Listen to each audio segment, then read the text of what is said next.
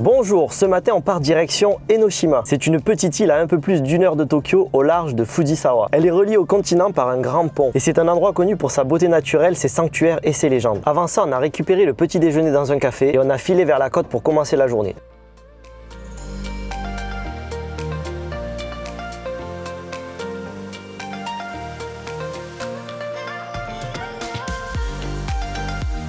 Là, on vient juste d'arriver sur le parking. Et on va commencer cette vidéo par visiter une mini forêt de bambou. Donc si vous voulez découvrir tout un tas de spots pas touristiques et sous-cotés au Japon, restez bien jusqu'à la fin de cette vidéo. Et nous, on est parti.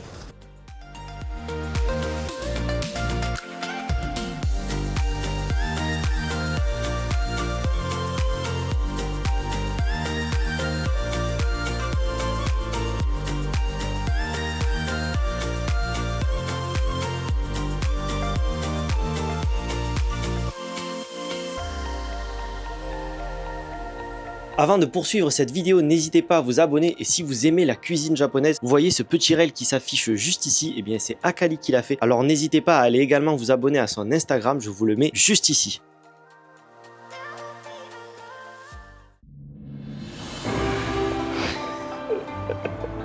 Hokokuji Temple.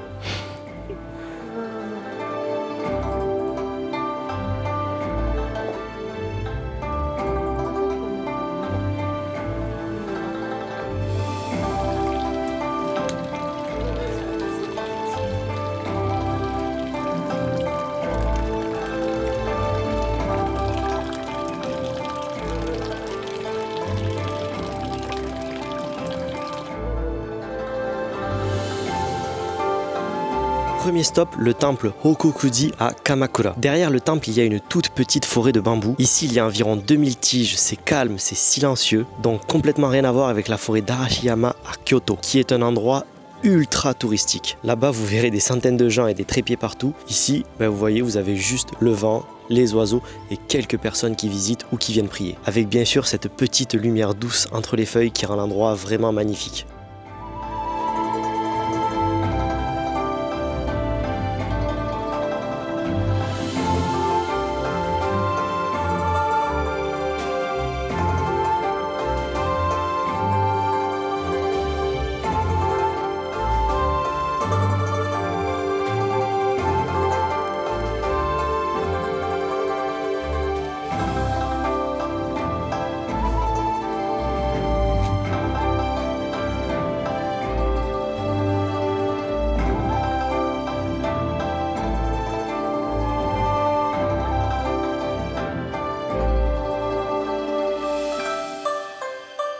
Pour vous donner quelques informations sur l'accès, depuis la Shinjuku Station, il suffit de prendre la ligne Shinjuku Shonan-sen jusqu'à Kamakura. Le trajet dure environ 1 heure et va vous coûter 950 yens pour un aller. Ensuite, depuis la gare de Kamakura, vous pouvez tout simplement prendre un bus ou sinon vous avez une vingtaine de minutes à pied. C'est pas loin, ça vous permet de balader et vous arrivez directement ici. En voiture, c'est beaucoup plus simple, le trajet dure environ 50 minutes. Vous avez des aires d'autoroute ou sinon vous avez des combini un peu partout, donc c'est très agréable. Et c'est ça que j'aime au Japon, même à 1 heure de Tokyo, vous pouvez trouver ce genre d'endroit presque vide et rempli d'âme et d'histoire. Il est bientôt midi, donc nous maintenant on va aller retrouver un restaurant, donc on se retrouve directement pour manger un bon petit plat japonais.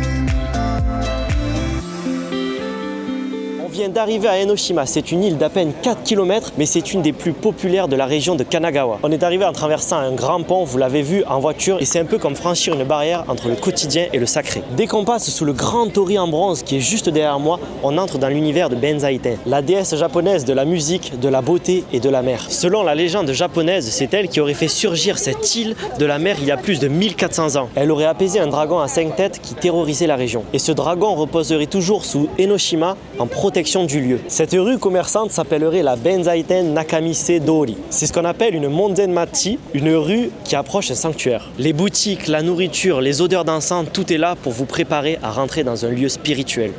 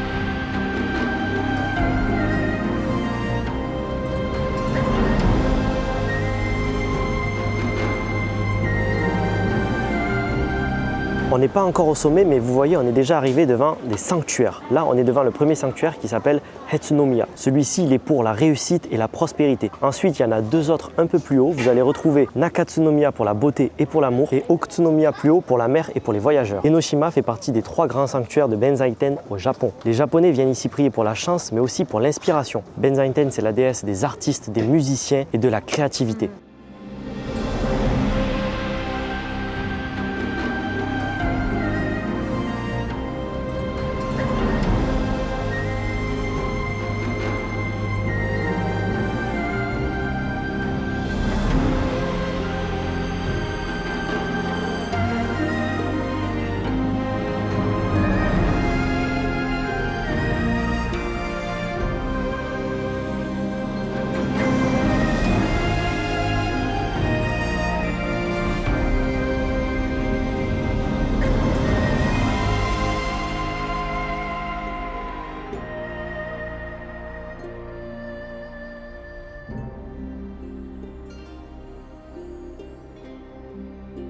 Après la petite balade, on vient d'arriver au restaurant et bien sûr qui dit Enoshima, qui dit île au Japon, dit forcément poisson. Bon, ici on est sur une presqu'île, mais il y a énormément de restaurants de poissons et si vous aimez ça, vous allez être servi.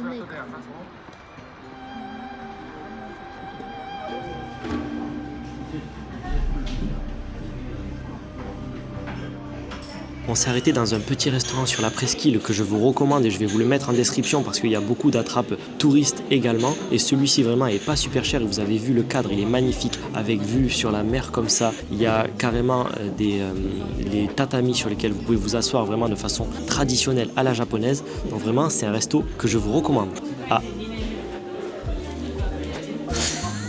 Akali a pris forcément du poisson et moi forcément comme je suis un enfant j'ai pris le poulet avec l'œuf qui est par-dessus du riz donc on va se régaler d'ailleurs c'est en train d'arriver. Bon appétit.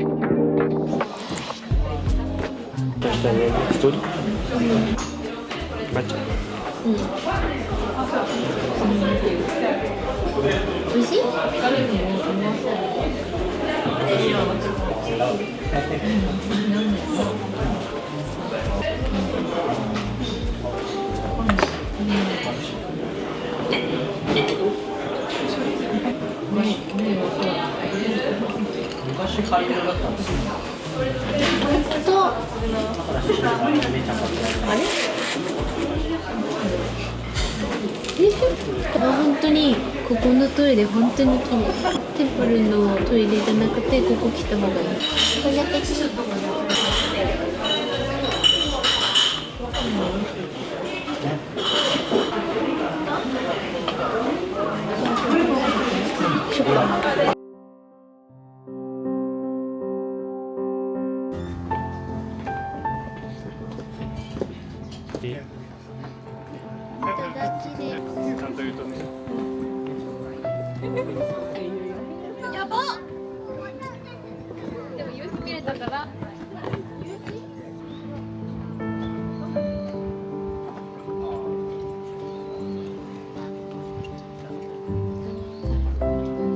Tout au bout de l'île, on arrive aux grottes d'Iwaya. Ce sont des formations naturelles creusées par la mer. Et autrefois, les moines venaient ici méditer dans l'obscurité. Les sons de la mer résonnent dans la roche et on comprend pourquoi Enoshima est considéré comme un power spot, c'est-à-dire un lieu d'énergie spirituelle. Il y a quelque chose de très fort ici, ce mélange entre la mer, la légende et la spiritualité. C'est un endroit qui vous apaise sans vraiment savoir pourquoi.